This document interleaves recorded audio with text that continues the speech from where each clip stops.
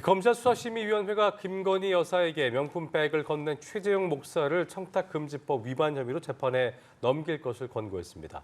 앞서 김건희 여사에 대한 수사심의위원회의 불기소 판단과는 정반대 결론이 나온 것인데요. 검찰의 고심이 깊어질 전망입니다. 네, 한편 어제 새벽 광주의 한 도로에서 외제차가 배달기사가 타고 있던 오토바이를 들이받고 달아나 한 명이 숨지고 또 한 명이 크게 다쳤는데요. 네. 자세한 소식은 손정혜 변호사와 함께 짚어봅니다. 어서 오십시오. 어서 오십시오. 안녕하세요. 자, 어제 검찰 수사심의위가 어떻게 결론을 내릴까 굉장히 궁금했었는데 8시간 동안 경론을 벌였고 김건희 여사에게 명품 가방 등을 준 최재형 목사에 대해서 청탁금지법 위반 혐의로 재판에 넘겨야 한다 판단을 했습니다. 8대 7로 굉장히 팽팽했다고 하는데요. 가장 큰 쟁점이 어떤 거였을까요? 일단 청탁금지법상 공직자의 배우자에게 어떤 상한선 기준을 넘어서 금품을 수수하면 안 되는 조항이 있죠. 네. 이 조항으로 이제 돈이나 금품을 준 제공자에 대한 처벌이 가능하기 위해서는 일단 부정한 청탁이 있었는지 여부 그리고 직무 관련성이 인정돼야 이 죄로 이제 기소를 할 수 있는 것입니다. 예. 직무 관련성과 관련해서 굉장히 치열한 토론이 있지 않았을까. 그리고 청탁의 존재가 실존하느냐, 실제로 그 청탁의 내용과 이 대가성이 있는가 이런 것들에 대한 토론이 이루어졌을 것이라고 생각이 되고요. 예. 무려 8시간 동안 이제 경론을 벌였다는 것은 그만큼 고심했다라고 볼 수밖에 없고요. 특히 표결 결과가 8대 7이라는 것은 경계선상에서 굉장히 치열하게 고민한 흔적이라고 보시면 될 것 같고 예. 한 표 차이로 이제 기소 의견이 나온 상황입니다. 예. 보니까 그런데 명예훼손 같은 세기 혐의에 대해서는 불기소 권고가 됐는데 이건 어떤 의미일까요? 그러니까 명예훼손으로 기소하기 위해서는 허위 사실로 이제 어떤 사실을 적시한 것이 분명해야 되는데 그렇지 않다라는 것이고요. 예. 특히 이제 침입에 대한 문제도 있었지만 침입은 그 주거권자의 어떤 의사에 반해서 이제 들어간 경우를 말하지만 의사에 반하지 않는 방문이었다라는 것에 대해서 일치된 의견이 나왔던 것으로 보입니다. 따라서 사실은 청탁금지법 위에 명예훼손이나 침입 문제는 어떻게 보면 좀 지역적인 문제로 볼 수 있고 예. 명예훼손 등 3개 혐의는 불기소가 권고가 된 것이고요. 이 청탁의 그러니까 존재 여부가 굉장히 중요한 사실관계였는데 일단 스스로 명확하게 내가 청탁을 했었다는 구체적인 사실을 최재형 목사 측에서 증거를 제시하면서 본인에게 불리한 이야기를 하고 있는 거죠. 정확하게 말씀드리면 내가 범죄를 저질렀다고 자백 플러스 그에 대한 증거나 구체적인 진술까지 스스로 하고 있는 것입니다. 그렇죠. 그러니까 김창준 의원에 대해서 뭐 현충원에 안장하는 문제라든가 국정자문위원으로 이제 위촉을 해달라는 구체적인 청탁을 내가 했었고 그에 대한 증거도 내가 가지고 있다라는 취지로 여러 차례 주장을 했기 때문에 이 청탁이 존재했고 이 청탁의 내용은 대통령이 직무 범위는 워낙 강범위하기 때문에 그 직무 범위 내에 들어오기 때문에 이것은 기소돼서 한번 법원의 판단을 받아봐야 되는 거 아니냐. 이게 이제 수사심의위원회의 결론 같습니다. 네, 아무래도 김건희 여사 때의 수심위의 결론과 비교를 안 할 수가 없는데 예. 지난 6일에 있었던 수심위에서는 만장일치로 불기소 권고 판단이 나왔잖아요. 근데 어제는 8대 7로 나뉘었다. 어쨌든 같은 사안을 두고 반대 결론이 나온 셈인데 어떤 쟁점이 이 의견들을 갈랐을까요? 국민들 입장에서는 뇌물죄를 비견해서 이야기할 때 준 사람은 기소 의견이 나왔는데 받는 사람은 어떻게 불기소지? 좀 불일치한다라고 생각할 여지가 있지만 청탁금지법은 이렇게 규정되어 있습니다. 공직자 배우자를 별도로 처벌하는 것이 아니라 공직자가 배우자가 이런 금품을 받은 것을 알고 이걸 신고하지 않으면 그러면 이제 처벌하는 조항이기 때문에 김건희 여사에 대한 부분에 있어서는 좀 더 요건이 까다로웠다. 처벌 조항이 없었다. 처벌 조항이 청탁금지법상 없다면 알선수재라든가 변호사법 위반으로 기소할지 여부가 중요한 것인데 그 당시 수사심의위원회에서는 구체적인 현안에 대한 청탁이나 직무 관련성이 좀 부족한 거 아니냐라고 판단을 했던 것으로 보여서 지금 수사심의위원회랑 결론이 바뀐 이유 중에 하나는 청탁과 직무 관련성입니다. 그렇기 때문에 수사심의위원회에서 권고적 효과만 가지고 있다고 하더라도 한쪽에서는 직무 관련성이 있다라고 인정을 하고 한쪽에서는 직무 관련성이 부존재한다라고 하는 것은 충돌하는 측면이 있기 때문에 결국 기소할지 말지는 검찰에서 최종적인 결정을 해야 돼서 양쪽에 불일치한 의견이 나온 것에 대해서 최종 검찰이 어떻게 판단하는지 그 판단의 무게감이 더 높아진 시점입니다. 그걸 여쭤보려고 했는데 검찰의 고심이 깊어질 수밖에 없는 게 이제 정반대의 수심 권고를 받아들였기 때문에 어떻게 할까? 그래서 중앙지검이 이제 두 차례 수심위 결론을 모두 참고해서 사건을 처리하겠다고 밝혔는데 지금 방금 전에 말씀하셨던 것처럼 청탁과 직무 관련성에 대한 부분 좀 다른 의견이었는데 한쪽은 뭐 만장일치였고 한쪽은 8대 7이었잖아요. 그럼 어느 쪽에 검찰이 좀 무게를 둘 거라고 좀 예상을 개인적으로 하세요? 굉장히 어려운 문제로 볼 수 있습니다. 특히 이런 수사심의위원회 권고를 반드시 따라야 하느냐, 그건 아니죠. 권고적인 사항이기 때문에 검찰이 반대의 어떤 판단을 하더라도 법률상 하자는 없습니다. 여러 가지 변수를 감안했을 땐 둘 다 기소하거나 둘 다 불기소하거나 또는 받는 사람은 불기소하더라도 준 사람은 기소해서 법원으로 이제 판단을 넘기는 세 가지 방안을 생각해 볼 수 있겠죠. 예. 둘 다 불기소하는 것은 피의자가 지금 자백하고 증거까지 제시하는 마당에 이거 좀 면피성 그리고 너무 이게 제대로 처벌하지 않는다는 비판에 직면할 가능성이 있고 둘 다 기소하기 위해서는 김건희 여사에 대해서 청탁금지법을 적용하지 않고 알선수재라든가 변호사법 위반 쉽게 말씀드리면 공무원이 아닌 사람이 공무원이 해야 될 일을 알선하거나 공무원에 대한 어떤 직무 관련된 일을 이제 알선해서 대가로 금전을 받은 경우에 이제 수사하기 때문에 조금 더 청탁금지법보다 높은 범죄 혐의로 법령을 바꿔서 이걸 수사하거나 결론을 내려야 되는 측면이 있거든요. 그러려고 한다면 또 수사의 어떤 방향을 틀어서 새로운 증거를 수집해야 되는 문제가 있기 때문에 검찰로서는 굉장히 고민에 빠질 수밖에 없고 실제로 그래서 불기소에 이른다고 한다면 검찰 수사가 좀 치밀하지 못한 거 아니냐. 권력자에 대한 수사는 좀 더 엄격하고 철저하게 해야 되고 기소해서 법원의 판단을 받고 유무죄의 판단은 법원으로 공을 넘겨도 되는데 불기소하게 되면 그 형평의 논란은 여전히 지속될 것으로 보입니다. 네, 다음 내용 넘어가겠습니다. 네, 어제 네. 새벽에 광주에서 참변이 벌어졌습니다.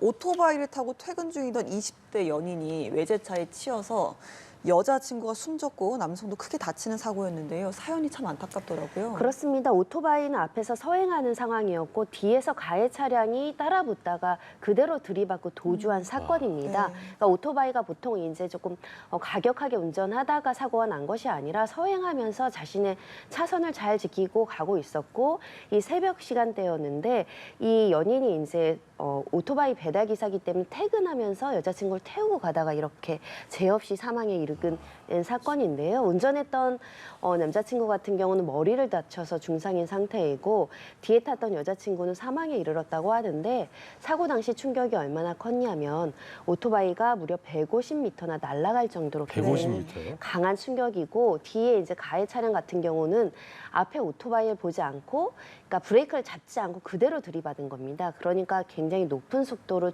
충격이 됐던 것이기 때문에 오토바이가 튕겨져 나가고 이 사망 사고까지 이르게 된 결론인데 그러다 보니까 이 도망간 운전자가 그 당시에 정상적인 판단 능력으로 운전을 했는지에 대해서 매우 큰 의구심이 나오는 상황입니다. 조사를 해봐야겠습니다만 이 비정상적인 상황, 가해 차량이는 구호 조치 없이 다 도주를 했고요. 이후에 아예 차까지 버리고 도주를 한 것으로 전해지고 있습니다. 알고 봤더니 이 차량이 이제 법인 차량이어서 실제 운전자 파악 중이라고 하던데 붙잡히게 된다면 어떤 혐의 적용할 수 있겠습니까? 저희가 특가법상 도주치사죄가 있죠. 소위 말하는 뺑소니 사망 사고입니다.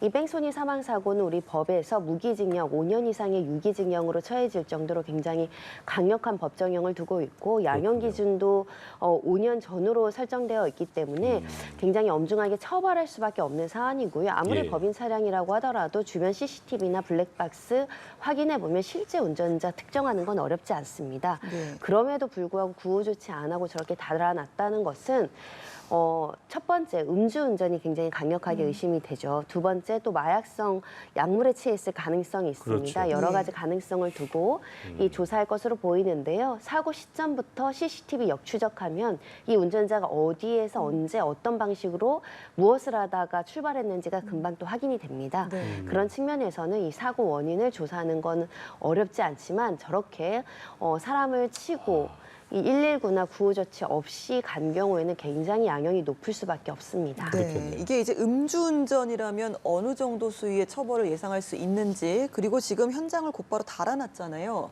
그러면 음주운전을 하더라도 그 여부를 확인하기가 쉽진 않을 것 같거든요. 사실은 우리가 얼마 전에 굉장히 떠들썩했던 김어중 씨 뺑소니 그러니까요. 사건도 이와 유사하죠. 실제로 지금 하루 이상이 지난 상태라고 한다면 음주 측정을 하더라도 제대로 된 그 혈중 알코올 농도는 추출하기가 어려울 것으로 예상이 되고요. 네. 다만 CCTV나 블랙박스나 전후 동선을 추적해서 만취 상태에서 차에 탄 것이 확인이 된다고 한다면 예. 위험운전 치사죄로 이제 같이 기소하는 방안을 검토해 볼 여지가 있고요. 특히 음주로 인한 뺑소니 같은 경우에는 굉장히 가중해서 처벌하기 때문에 경찰에서도 반드시 사고의 원인으로 음주했는지 여부를 확인할 것으로 보입니다. 자, 그리고 어제 새벽에요. 비슷한 시각이었는데 광주에서 또 다른 교통사고가 있었습니다. 음주운전 의심 차량이 사고가 나서 운전자가 끝내 숨지는 사고가 발생한 것인데 이 차량이 사고 전에 그 한 유튜버로부터 쫓기고 있었다 이런 얘기가 나오더라고요. 어떤 얘기입니까? 네, 음주운전 헌터라고 불리는 유튜버들이 있다라고 합니다. 이 유튜버들의 목적은 음주운전 차량을 적발하고 생중계해서 경각심을 가지고 이제 범죄를 예방하겠다라는 공익적 목적도 다수 있겠으나 이 상황을 보면은 그 당시 이제 식당 등지에서 술에 취해서 음주운전을 할 것으로 예상이 되니까 유튜버가 이제 술 드셨냐 이렇게 물어보고 또 운전자가 이런 음주운전 유튜버인 걸 알고 이제 운전을 시작했다고 합니다. 그렇군요. 아마 이 추적을 피해서 도망가기 위해서 이제 운전대를 잡고 가는 과정에서 이 도로에 서 있던 대형 화물차를 강한 충격으로 들이받고 결국 이제 사망에 이르게 된 사건이고 또 굉장히 충격이 강했기 때문에 불도 화재도 발생해서 차량도 전소된 상태라고 하는데요. 유가족 측에서는 음주운전한 것은 굉장히 이제 재질이 좋지 않고 비난받을 대상이지만 또 반면에 이렇게 유튜브가 이렇게 따라붙지 않았더라면 사망까지 이르진 않았을 텐데 그렇죠. 억울하다는 취지로 지금 주장하고 있는 상황입니다. 네, 해당 유튜버가 지금 뭐 참고인 조사를 받고 있는 중이라고 하는데 이 유튜버를 공익 신고자로 봐야 되는지 아니면 뭐 개인 이득을 위한 사적 제재자로 둘 것인지 법적 책임을 가를 쟁점도 궁금하고요. 또 이 추적 과정이나 사고 경위를 생중계를 한 부분도 논란이 있는데 이 부분은 또 법적으로 문제가 안 되는지도 궁금합니다. 문제될 소진이 있습니다. 일단 경찰에서는 아주 바짝 추격을 해서 그 추격을 피하기 위한 사고인지는 아니다. 그러니까 바짝 추격하진 않았고 이 거리상 한 2km를 떨어져서 이제 추격을 했다라는 것입니다. 다만 이제 관련된 위법 사항이 있으면 철저하게 조사해서 처벌할 것이라고 밝히고 있는데 과거에도 비슷한 일이 있었습니다. 그 당시에는 일단은 공동 위험행위, 그러니까 여러 사람이 이제 위협적인 행동을 해서 차 사고를 유발하는 경우 이제 공동 위험행위로 처벌할 수 있고 또 차량을 이용해서 바짝 붙어서 심리적으로 위협을 가하거나 협박을 하는 경우에는 특수협박제도 적용될 수 있습니다. 다만 그 정도에 이르지 않고 단순히 2km 멀리 떨어진 상황에서 쫓아가는 것만으로는 또 현행법상 마땅히 처벌할 그 제명이 없는 상황이긴 네네. 하고 예. 그러다 보니까 이렇게 음주운전 사고에 대한 경각심을 가지기 위해서 이 생중계하고 이렇게 대중하게 알리는 것이 공익적 목적으로 필요하다고 하더라도 실제 이런 사망 사고가 발생하고 사고가 발생하지 않겠습니까? 그렇죠. 그러다 보니까 법치주의에 의한 경찰에 신고해서 경찰이 어떤 처리를 기다리는 게 아니라 저렇게 따라붙는 행위는 사적 제재로서 위험한 행동 아니냐라는 지금 사회적인 논란이 제기된 상황입니다. 그렇군요. 자, 다음 주제 만나보겠습니다. 서울의 한 주택, 저희가 앞서도 리포트로 보도해드렸습니다만 북한 쓰레기 풍선이 계속 잇따르면서 주민들이 부상을 입는 사고가 발생을 하고 있습니다. 일반 시민들한테 계속 피해가 확산하는 모습이네요. 네, 얼마 전에는 뭐 이것 때문에 화재가 발생한 적도 있었고요. 이번에는 지나가던 행인이 쓰레기 풍선이 이제 위에 있다 보니까 이것을 피하려다가 넘어져서 전치 이주에 이제 상해의 피해를 야기한 사건도 있습니다. 이렇게 쓰레기 풍선으로 어떻게 보면은 단순하게 뭐 전치 이주의 가벼운 상해 사건이라고 보이지만 지속적으로 일반 시민들의 피해가 지금 야기되고 있기 때문에 지자체나 정부에서도 이것을 어떻게 보상해 줄지에 대한 고심이 깊어지고 있습니다. 그렇군요. 이게 보니까 서울시 같은 경우에는 제출한 진단서 등을 토대로 예비비를 이용해서 병원 치료비 등을 지원할 예정이라고 밝혔습니다만 현행법을 보면 이 쓰레기 풍선 같은 걸로 피해 입었을 때 지원할 근거가 정작 없다면서요? 그렇습니다. 이런 일이 발생할 것이라고 예견하기가 좀 어렵기 때문에 법에도 이것을 규정을 좀 미비하게 한 측면이 있고 그렇지만 지금 계속적으로 피해가 발생하니까 법을 개정해야 된다는 목소리가 나오는 것이요. 예. 그러니까 보상을 하려면 그 근거 법령에 규정이 명확해야 되는데 현행법상으로는 재난안전법이나 이제 민방위 기본법 이런 것들을 생각해 볼 여지가 있는데 여기에서는 이제 사회적 재난으로 보거나 또는 적의 침투, 도발로 인한 피해임이 확인이 돼야 됩니다.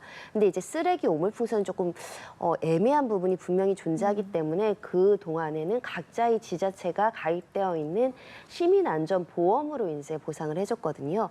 하지만 앞으로 이런 오물풍선이 계속되고 더 큰 피해가 야기될 수 있기 때문에 관련 법에서 이런 오물풍선도 사회적 재난으로 규정을 해서 정부가 이제 피해를 보상할 수 있는 길을 명확하게 둬야 된다라고 이제 목소리가 나오고 있는 상황입니다. 그렇군요. 피해가 뭐 한두 가지가 아닙니다. 지금 북한이 띄운 쓰레기 풍선 때문에 인천공항, 김포공항 운영이 중단된 게 올해만 20여 차례, 시간으로 맞아요. 따지면 7시간 정도라고 하는데 뭐 여기에 방금 말씀한 주민들 피해도 잇따르고 있고요. 정부는 좀 보상 대책 마련에 속도를 내고 있다고 하더라고요. 예, 다행히 아까 말씀드린 관련 법안에 대한 개정안들이 국회 소위를 통과했다라는 소식입니다. 그래서 조만간 이런 피해에 대해서 이제 보상할 수 있는 명확한 규정과 그리고 근거가 마련되지 않을까라는 생각이 들고요.